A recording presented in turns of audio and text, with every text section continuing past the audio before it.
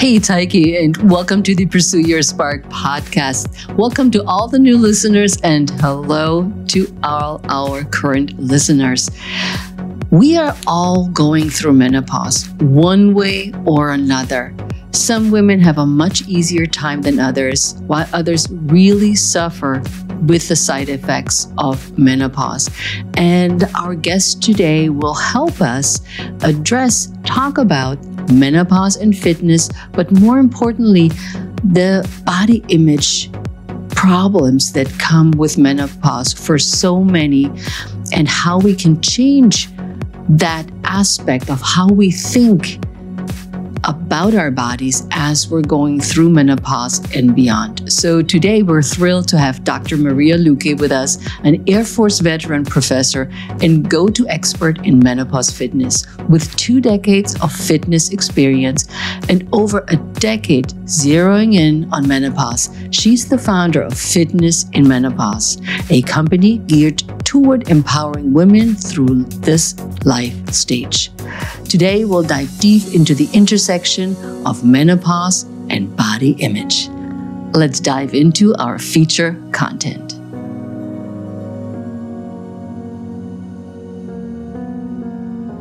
Hi, I'm Heike Yates, a fitness and nutrition coach with over 35 years of experience. I'm on a mission to empower women over 50 to reclaim their health, strength, and vibrancy, and step into the best version of themselves during this extraordinary phase of life. You're joining an incredible global community of women who have decided to stop dimming their light and ignite their inner spark instead. I'm thrilled to have you with us. On this podcast, I break down complex fitness, nutrition, and mindset concepts into easy, achievable steps that you can incorporate into your life today. No matter where you are, it's never too late to start. I sit down with some truly amazing people who've gone from tough times to great heights, and experts who share tips to tackle your challenges. You'll feel supported, knowing you're not alone in your journey. It's like having a personal support team in your corner. Together, we're going to change the conversation around aging, break down barriers, and reveal the true power of being over 50. So let's challenge the norms, take action, and say, yes, I can. This is the Pursue Your Spark podcast. Well, hello, everybody, and welcome to the Pursue Your Spark podcast. I have a fantastic guest today, and her name is Maria Luque. Welcome. Well, thank you for having me, Heike. I am so excited to be here. So glad you're here. We just talked about before we started, hit the record button, that we both are German heritage, and you moved from Germany, from near Saarbrücken to the United States. And I moved from a small town near Munich also to the US. And both of us are the only people here from that tribe in Germany that we've been from. Yes, that's right. I mean, what are the chances, right, that we connect through fitness? That's great. I love this. Okay. And that is something I just want to talk about. And for those of you who will watch the video, I'm holding up Maria's article in the Idea magazine about menopause and body image. It's all in there. I took it out and I saved it it was in 2022 when you did the article, but I met you, I think, the year before at the Idea Personal Trainer Conference in Virginia, where you spoke on menopause. And I was your door monitor, letting people in and out. And I listened to the lecture and I was really fascinated because I thought, wouldn't it be great if I changed my focus a little bit more narrower and talked to women in menopause? And I said, geez, the lecture I want to listen to, she knows how to do it. And so I started talking to you, and I'm sure you talked to a whole bunch of other people, but it was memorable to me. So when I found you on Instagram, I was like, she's going to be a really good guest. And I remember you said back then, you take one person at a time to change their lives. You potentially can't do it in a group. especially when women are in menopause, but one person at a time to change their life in menopause. Do you remember that?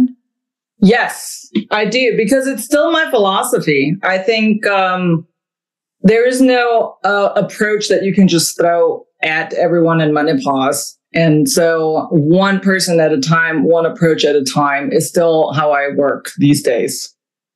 Yeah. So for those of you who don't know you as well as I do, tell us who you are, where you came from, how you got into this field of menopause and health. Start wherever you want.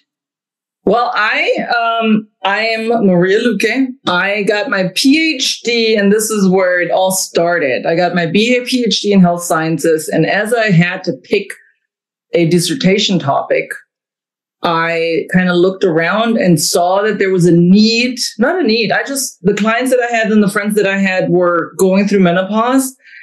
And I thought, how perfect is it for me to use my studies now to do a little research study? Obviously, it's very small, but enough people to kind of figure out what's missing from a holistic perspective in menopause. And that's where I started. So that was in 2011 that I started with menopause specific studies. And that just diving into it through, having to really dive in for my dissertation really highlighted that there just wasn't, first of all, there wasn't a conversation around it. There wasn't a fitness specific anything or movement specific, and the focus of quality of life was missing. So my dissertation was on the impact of physical activity on quality of life through perimenopause. And to this day, 10 years later, I've kept on working and fine tuning, listening to women, working with women, changing how I coach, changing how I see things. And 10 years later, I'm in perimenopause. So now I'm in the thicket of it. And that's how I really ended up in it. I just really loved the topic. I loved that there was a need. I thought that there's a space for me to make a difference. And that to this day, it's just still what I'm super passionate about. And now I have a slightly selfish reason because I'm going through it myself. So it kind of a self-fulfilling prophecy. When I went through menopause, I'm 62 and I know you're 47. Hi, I'm 49. What? Yes. Should I say you look good like they usually tell us? No. I look 49. I feel 49. Which was a little bit of a joke on the body image they were talking about. But I remember when I went through menopause, it wasn't that bad. I know many women have horrible menopauses and sweats and this and that and the other. And all I remember is I had a lot of sleepless nights. That was my biggest problem. And the only time I really remember from back then when I had a hot flash, when I was on my bike or when I was running a marathon and suddenly my cheeks got really red and rosy and hot. That were my hot flashes back then. So I was pretty lucky. I wasn't on any HRT or anything else. And people said, you don't have any symptoms. I said, look at my cheeks. That's where I start during exercise. And I always say that the exercise, which we'll also delve into deeper, is what made my menopause way easier than it could have been. And you are a big believer on exercise and strength training. So I want to ask you, how does menopause impact a woman's relationship with her body, especially when it comes to fitness and body image? And we can break that down. Wow, yes, because it's a loaded question there. That is a big, big question. I think as just to take it apart, the exercise and body image equation. I mean, we know that exercise has a positive effect on body image. When women, and this is just experience and talking to women and, some of the science, but mostly now the conclusions I take is from talking to real women that reach out to me that raise these questions. And I think that a lot of the challenges are that women get to this stage and feel lost because their body is no longer responding the way it was responding before. And so although we exercise, and even if you were lifelong athlete, women tend to hit a wall where they no longer are doing this and then they get to here, but then menopause happens here in the middle and it no longer works. And that's their words mostly. It's like, I'm doing this and it doesn't work anymore.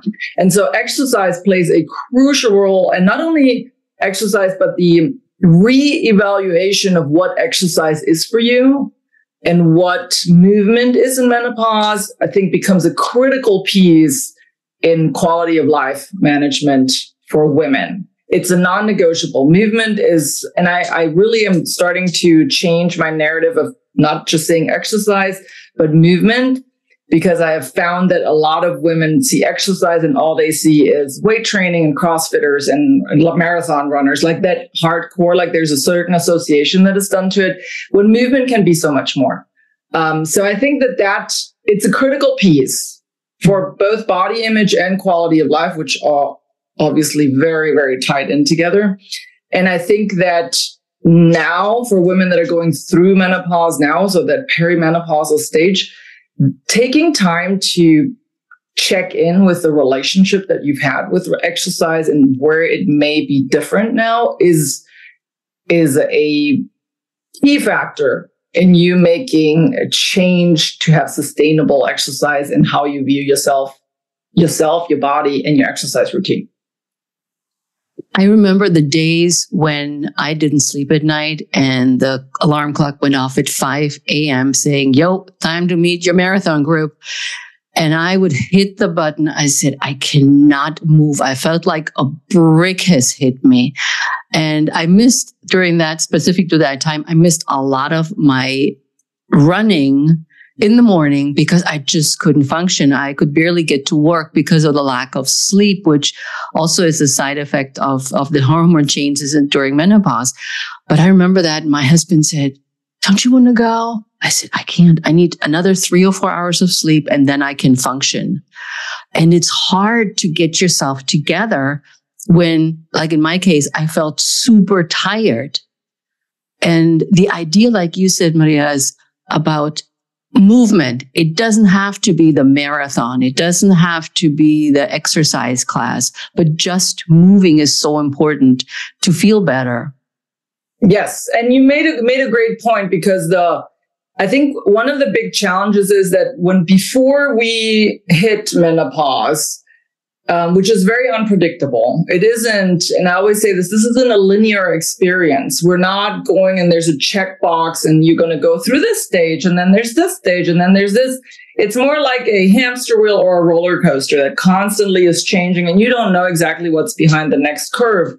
So for you to be able to be more or kinder and more flexible, like having a flexible approach to fitness becomes the most important thing you can do, because like you said, even for someone that is a runner or a cyclist or really loves to work out, if you go several days without sleeping, it doesn't do you any good to force yourself to get up and do it, because you're not going to get the results that you want from that session. And you're going to feel horrible because you're not putting out the output that you know you can. But then at night, it might even keep you up. And then, so we're trying to figure out more of what if you didn't sleep well? What's your backup plan? Maybe a walk. It doesn't mean you should be sitting on the couch the rest of the day, but maybe a walk will be good, or maybe a yoga session, or maybe you want to go and do a dance class or something. It doesn't have to be an all or none approach, which we often, I know I am that. I'm an Aries and I'm all in or all out. And I've really had to learn to be in the middle somewhere. And I grew up in the German culture, which is you're in or you're out. Like you're focused, you go, you get it done. So that becomes really important to be able to say, not today. I don't think today is a good day for me to do what I planned on doing, and then do something else tomorrow. What are some of the misconceptions around fitness, body image, and menopause? What are some myths that you have heard, encountered, or talk about? Well, I think one of the biggest myths is that you can just work your way out of belly fat or diet your belly fat away in menopause. And that's the narrative that we really hear a lot. And as menopause becomes more of a money-making industry, there's going to be more products, more diets, more plans that will hack things and burn things and override things. The biggest part to this kind of body image and belly fit plays a huge role in this body image equation, right? Because a lot of women that have never experienced any fat or like having that change, that morphing change of fat just kind of accumulating in the middle area, you think, oh, I'm just going to have to do more of what I'm doing because that's what's worked in the past.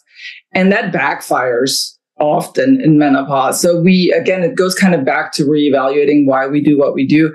Another one is around menopause and fitness is that you're not supposed to, now there is a narrative of you shouldn't do long distance anything over like 45 minutes. It doesn't serve a purpose.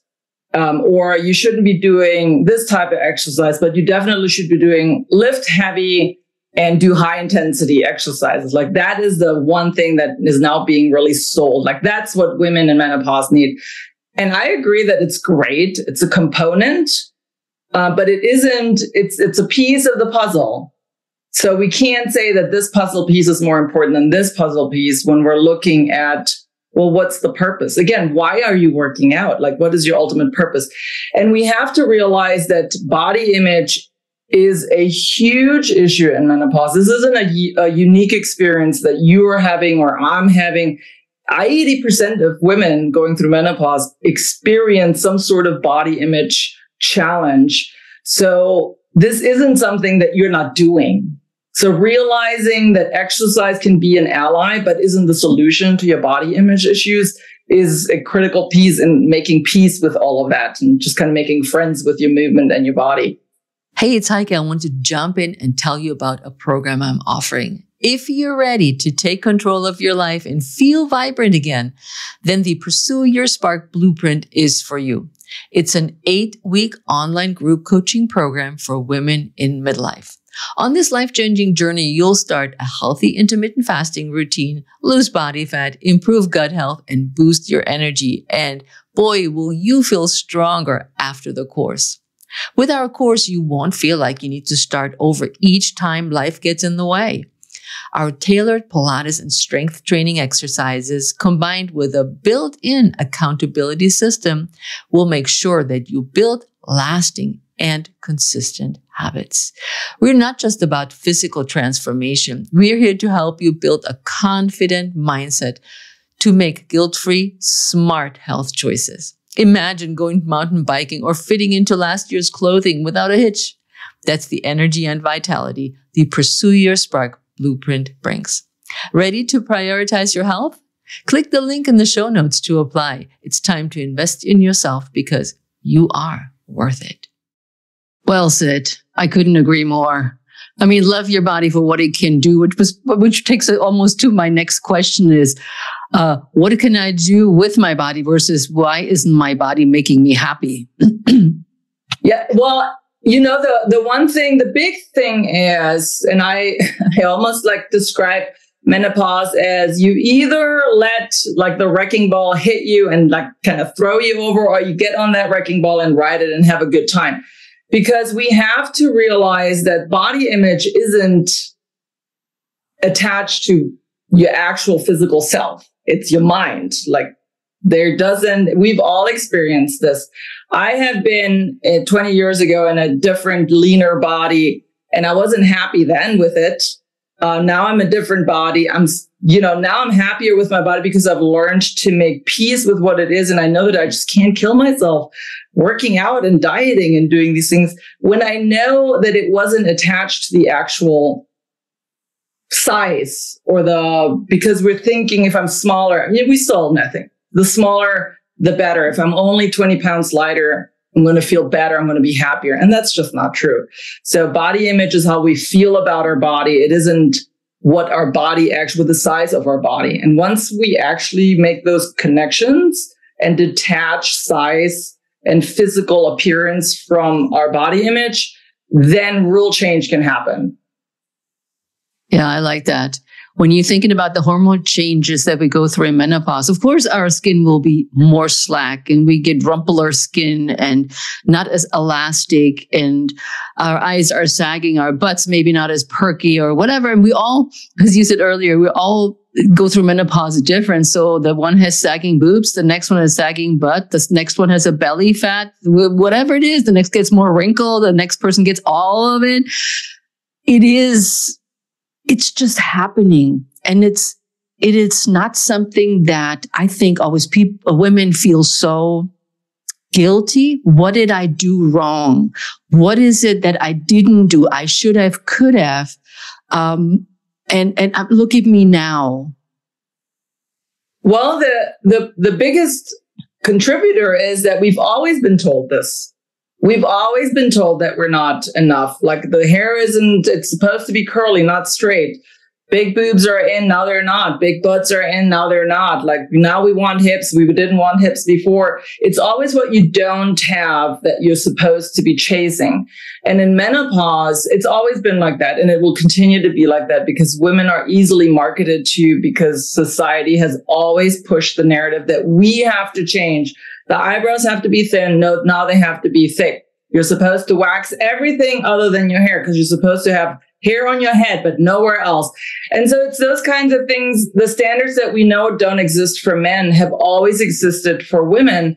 And in menopause, when we're already going through hormonal changes that can drastically affect our emotional well-being, our mental health, we know that we are prime for the picking on body image and being sold things that we don't need, but we are really, really in vulnerable places. So it's really easy to sell us something. And that next thing is just like, oh, I didn't know that I'm supposed to be here. Although we've already been sold the same things for the past 40 years.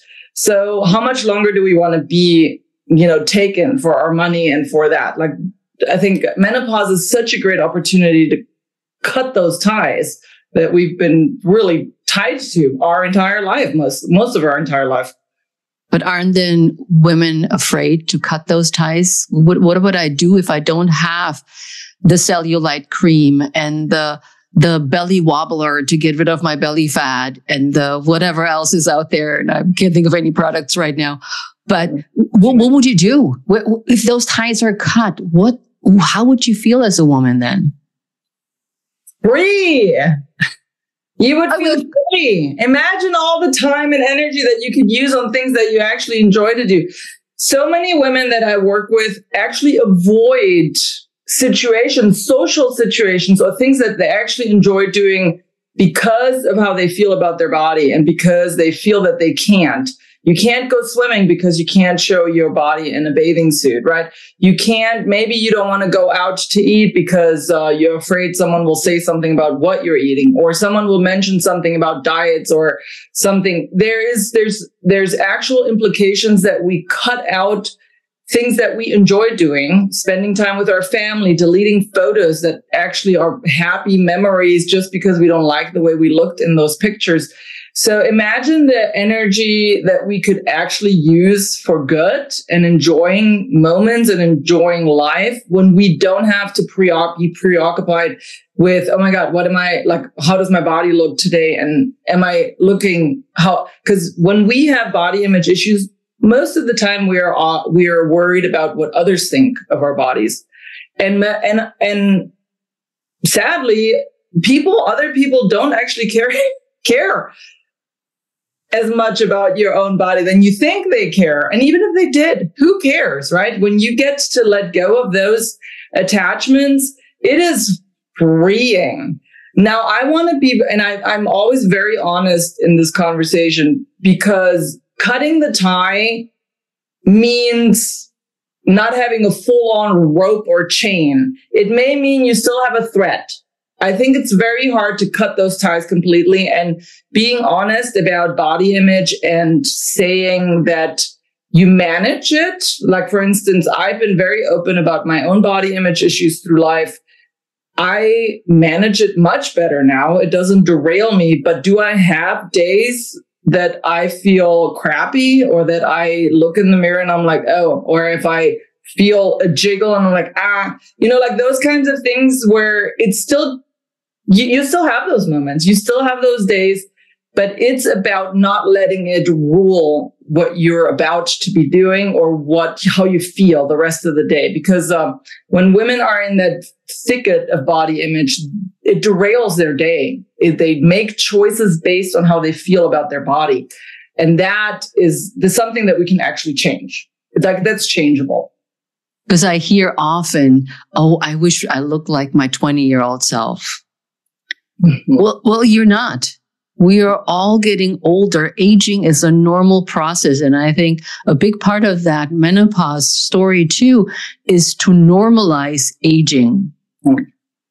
That it's okay to be rumply, to be flabby sometimes, or continuously to be flabby, because that's just the way your body ages, right? And your hands get age spots and all these things. But it's the normalizing aging. And when I look at your Instagram account, for instance, what I see in Maria is like, oh God, what does she see when she looks at my account? Fun. What I see is fun, strong, family, good life. That's what I see. You're having fun with your daughter, doing all kinds of crazy exercise thingies. And, but it's, you portray that image that I love portraying as well, is strength, freedom, fun, life, and family. And so when I look at your Instagram, it just makes me feel good. And I wanted you to know that how I felt about this when I looked at your Instagram, as opposed to others where it's, oh, look at that. Is that fish shop? Is that real? Oh man, look at this really, really hard exercise. I can't do that anymore because I have shoulder issues now. Wow, does she look pretty in that dress? Yeah, but I'm not that pretty because I'm 62 now. So to me, it's that body image is also what we're touched a little bit on, is that what we're getting from the fitness industry, the beauty and health, air quotes, industry, that all makes us want to feel younger, like our former selves when we were 20, which is not possible. And you'll see since we're talking primarily women today, we see women that are extraordinary in their achievements, in their muscle growth, or in their flexibility and the athleticism, but they're far and few between. And many people don't see how much work it actually takes to get there and stay there. And I was a former bodybuilder. I know what it takes to build muscle mass, especially as we're aging. So I just want you to check that. I just had that moment of passion. Oh, thank you. I mean, it means so much, because what you say that you feel when you see my Instagram is what I want people to see. I post when I feel like I have something to say and when I get inspired, which is probably not the best way for my algorithm, but I just want to do things when I feel it, right? And it becomes like you said, I want to show that like movement can be fun, that strength can be fun. Like, it doesn't have to be this impossible thing where you're juggling heavy weights on a medicine ball while you're doing something else because it's impressive. And that's great. If people need inspiration to try something else, that's wonderful. But it is important to realize that we often romanticize what our bodies were back then. And I have written about this as well. I've looked at pictures and I know what I was like 20 years ago when I was at my leanest and I was at my biggest from a muscular perspective. And I was at my most miserable. I was in a horrible relationship. All I did was work out. Like I went to the gym in the morning to do my fasting cardio because that's what you're supposed to do. And then after work, I immediately went back to the gym to do my strength training. And that was 7 days a week. That was my routine because I was so miserable because it was the only thing I could control. Did I appreciate my body at the time that I was so lean and so muscular? No, I did not. It wasn't about what I looked like. It was how much I could control. And now, I have a broken body. It doesn't respond as well anymore. And I just have had a lot of injuries. And so I've learned to be much more kind about what I do for my movement. And because I want to be an example for my daughter. Like I want her to see that it's fun, that it isn't this rigid, no, I can't work out. I can't have fun with you right now because I have to work out, right? Like you have to be able to see what is really important in your life. And exercise is incredibly important in my life, but is it the end all be all? It's not. So we have to, again, it comes down to taking time to yourself to figure out what it is that you really want. We're halfway here. Now is the time to make a change. Do we want to be that and be truthful about where you were in that life when you had that body that you now so much want? And were you appreciative of that body then? Because that is the biggest question. Did you really appreciate the body then? And some people do, but I would dare to say that the majority of women will be able to say, no, I did not. I wanted to be thinner then already, so. True. Which brings us to our topic of fitness and nutrition for women in menopause.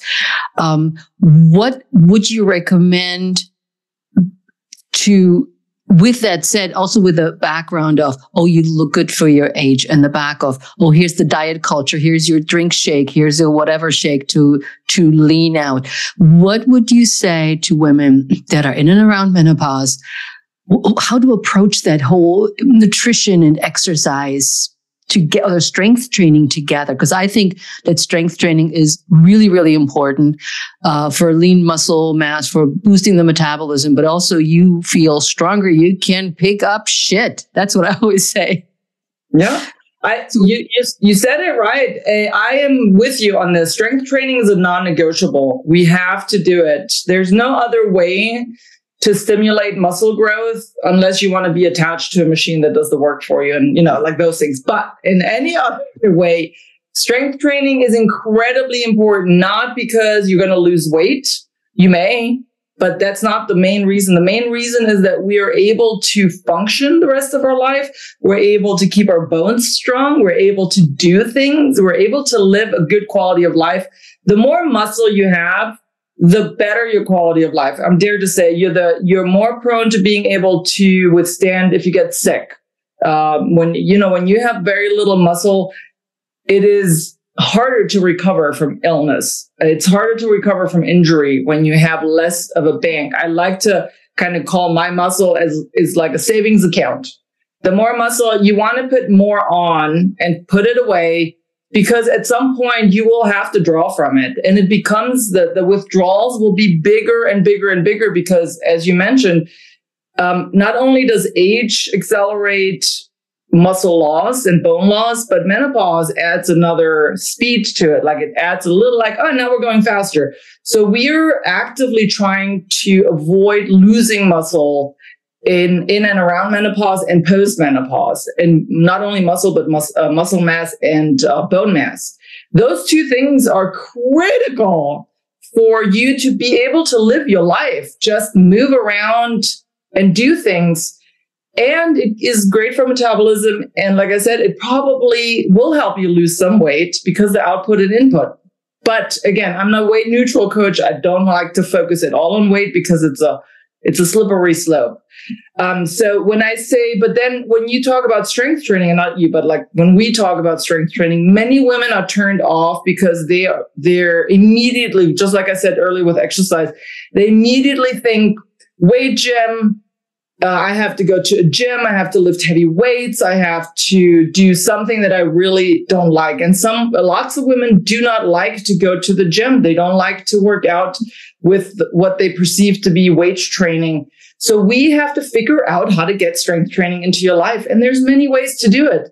And given that I've worked with many women we start out with body weight, and you've probably experienced this too. We can start where you are and we can build upon that. So I'm always huge on, especially when women reach out and they say, I just don't know where to go.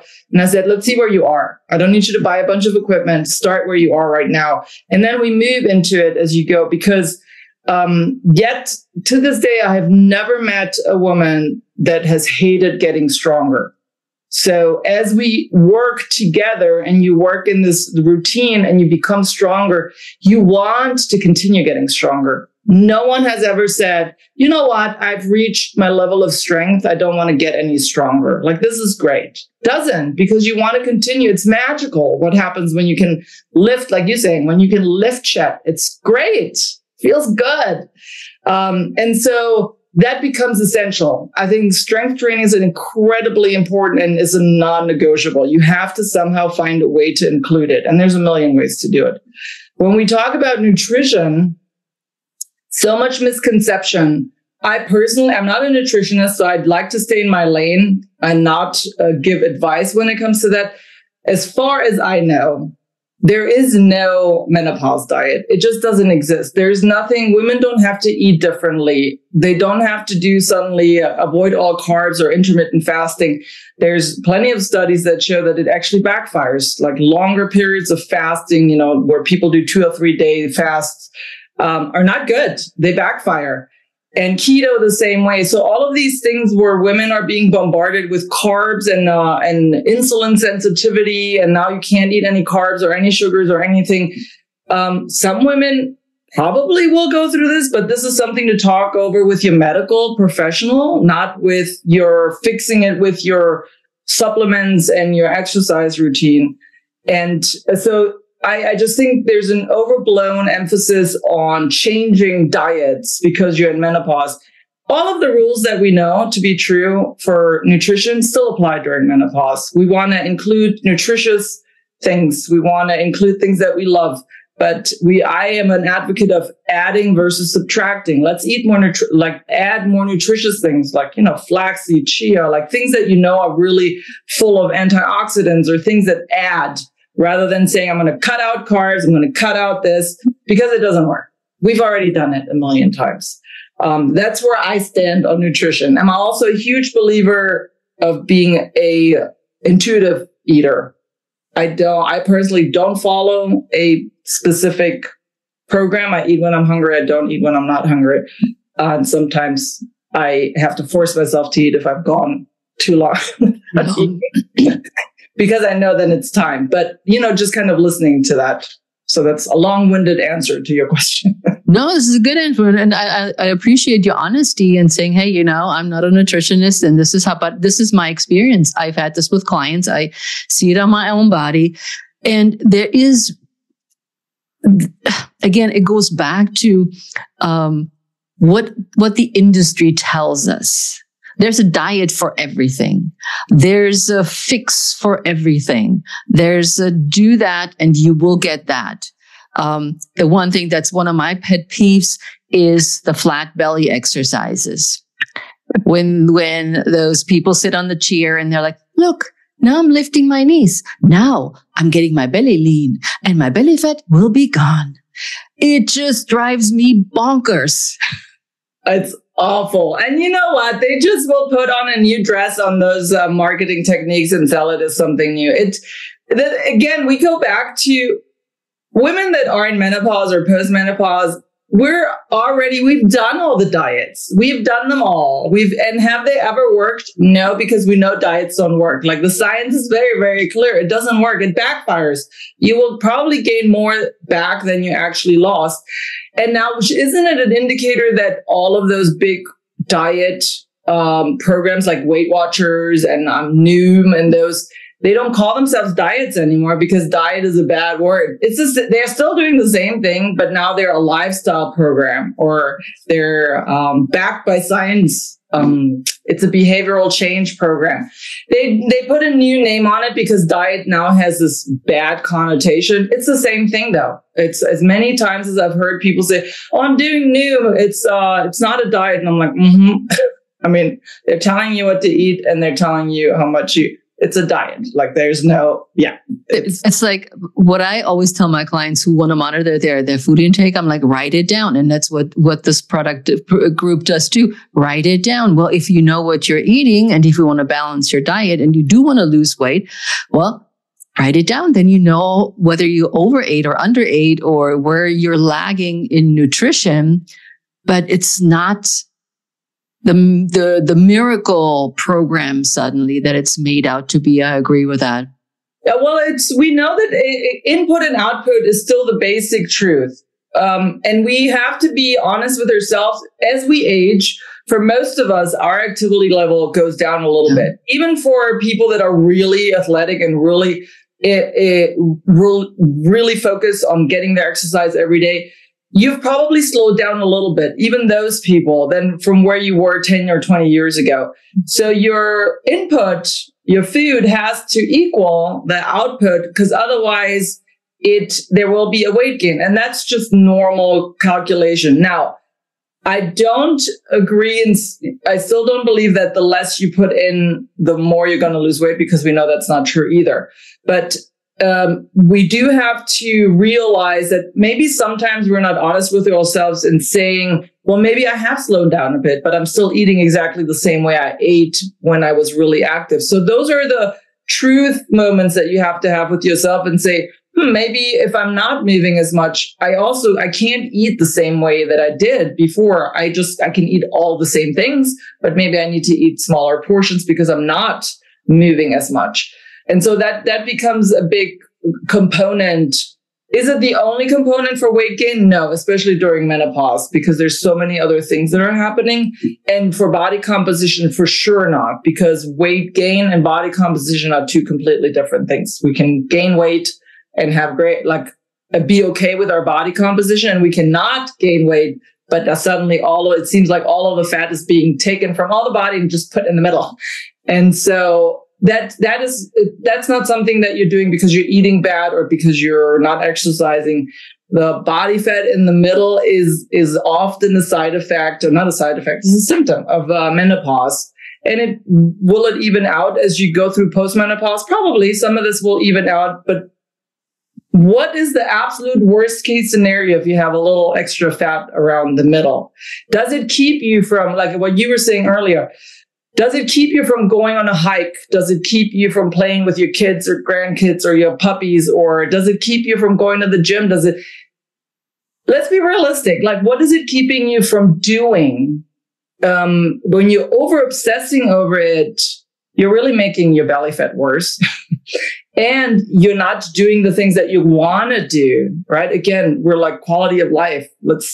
Why do we put so much emphasis on this belly fat? Is it keeping you from doing things? Yeah, I love it. Now, final question. What would you put in if you were able to create a menopause survival kit? What would your menopause survival kit include? That's a good one. It would include a really good book. It would include fun food that I enjoy. And I would have a notebook because I love to jot down notes. All the other things don't have to go in my survival kit. I'm imagining a box with a kit. Now, all the other tools that I would have would be to focus on just doing movement that I enjoy. Joy is the biggest factor. Am I loving what I'm doing with all things in my life? Work, personal life, fitness, movement, and food. Like the joy factor is the biggest part. So that would be the biggest part in my box.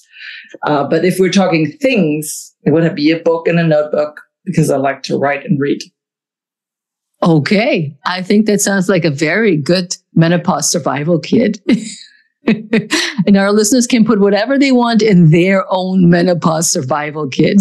Yes, because, when we're looking at movement and why I'm not adding any movement thing in there, your body is your toolkit. Like you can move and do exercises all alone with your body. And so that is, as long as you're finding ways to be, explore new things and to try new things and just really have fun with it, then you're going to be okay. That's the biggest part of the menopause equation, that we lose sight of what we enjoy doing. When we can dial it back, then you don't need anything else.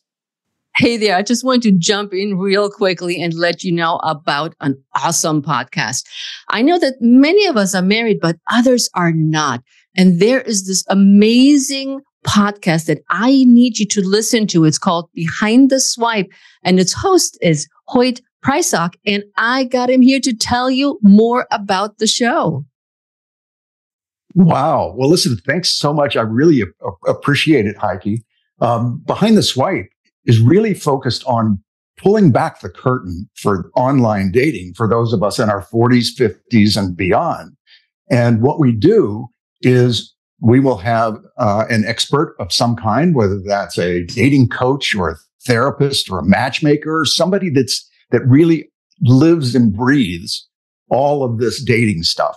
And then we'll hear privately and anonymously from several daters that I interview that tell me the real behind the scenes stories of dating after 40. This is fantastic. So guys, listen in wherever you receive your content. It's called Behind the Swipe. Thank you so much for sharing all your wisdom, Maria. And I'm so glad we got to connect almost in person here virtually after all these years. And how can my listeners reach you? The best way is you can email me if you have specific questions. It's at maria@fitnessinmenopause.com. You can also go on my website, fitnessinmenopause.com, and sign up for my newsletter. I send one out every week, and you can just be involved I have a new coaching program that's about to launch. So if you want to get on the wait list for that, you can get on to my website and Instagram, of course. But I love when people reach out over email because I will respond. So if you have specific questions, email is probably the best way to get a hold of me. Awesome. So thank you so much. Dankeschön. Dankeschön. Ja, auf Wiedersehen. Auf Wiedersehen.